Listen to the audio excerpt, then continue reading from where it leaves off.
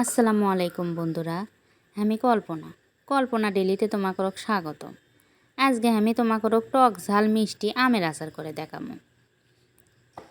এখন তো আমের সিজন চলিচ্ছে, ইনকে করে আমের আচার বানালে খুবই ভালো লাগে খেতে। ছোট বড় সকলেই কিন্তু সেই পছন্দ করে, এমন কোনো লোক নাই যে আমের আচার পছন্দ করে না। তোমরা যদি আমার চ্যানেলে নতুন হয়ে থাকো তাহলে না সাবস্ক্রাইব করো। চলো কেন করে আমি আমের আচার বানাচ্ছি তোমাকে কেন দেখাই। তার জন্য করে আমগুলো কেটে নেব। আমের চামড়াগুলো কিন্তু আমি একবারে মোটা করে ছিলিচ্ছি না, হালকা সবুজ সবুজ অংশ থুয়েই দেব। তাহলে আমের আচার করার সময় আমগুলো সলসলা থাকবে, বেশি ঘাটে যাবে না।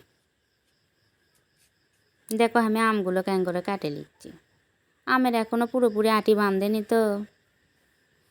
আমগুলো আমার কাটে লওয়া হয়ে গেছে। এদিকে বিলেইগুলো খালি পিছে পিছে ঘুরিচ্ছে, দেখে ওর করে কেন খাবার দেন। দেখো তিনজন কি সুন্দর খাচ্ছে। এখন আমি মশলাগুলো ভেজে নিই। জিরেগুলো ভেজে নিচ্ছি। জিরে আবার বেশি ভাজা লাগে না, হালকা ভাজলেই হয়ে যায়। এরপরে মৌরি ভেজে নেব। মৌরি আচারত দিলে ফাইন একটা মিষ্টি মিষ্টি ভাব আসে, খেতে ভালো লাগে। এখন সর্ষেগুলো ভেজে নেব। সর্ষেগুলো আবার কিন্তু বেশি কালো করে ভাজা যাবে না, হালকা রং পরিবর্তন হলেই ভাজা হয়ে গেল। এর মধ্যে এখন ধনেও ভেজে নেব।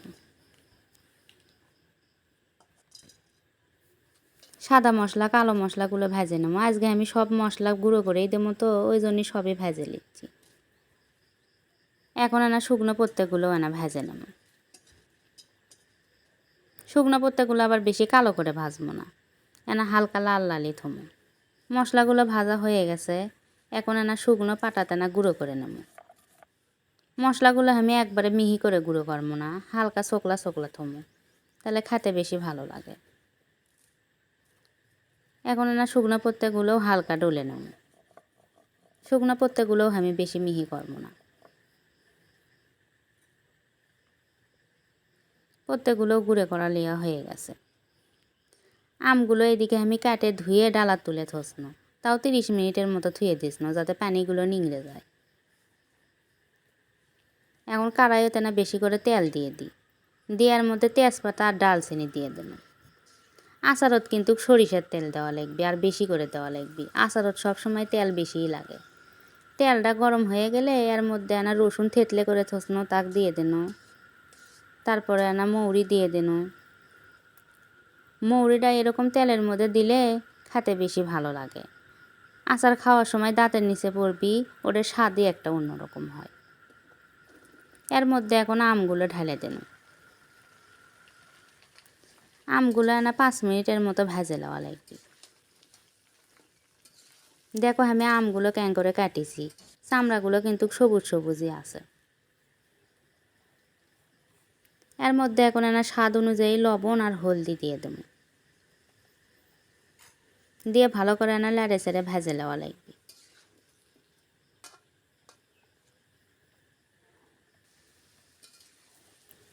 আমের আচার করার সময় কিন্তু লাড়া বেশিই লাগবে।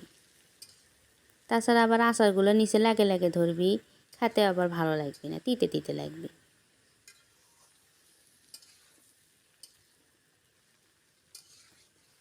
আচারগুলো কিন্তু ভালো করে লাড়ে চেড়েই আচার করা লাগে। আমগুলো ভাজা হয়ে গেছে। এর মধ্যে এখন আমি ভিনেগার দিয়ে দেবো। ভিনেগার দিলে কি হয়, আমগুলো অনেক দিন থাকে, আচারটা আর বেশি নষ্ট হয় না। এর মধ্যে এখন স্বাদ অনুযায়ী চিনি দিয়ে দেবো।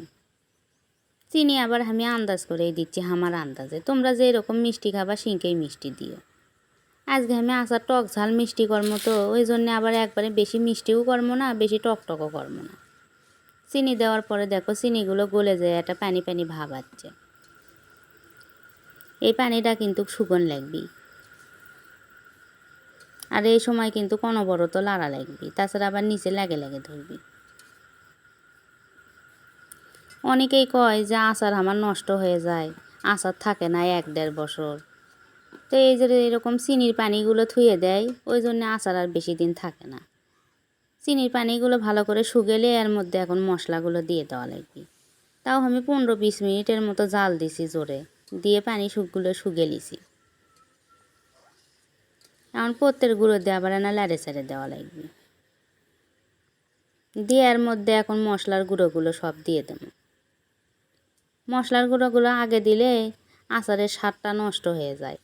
এরকম চিনির পানি যখন শুকিয়ে যাবে এই সময়ই মশলার গুঁড়োগুলো দেওয়া লাগে, আচার হওয়ার আগে তাহলে গন্ধটাও ভালো থাকে, খেতেও ভালো লাগে।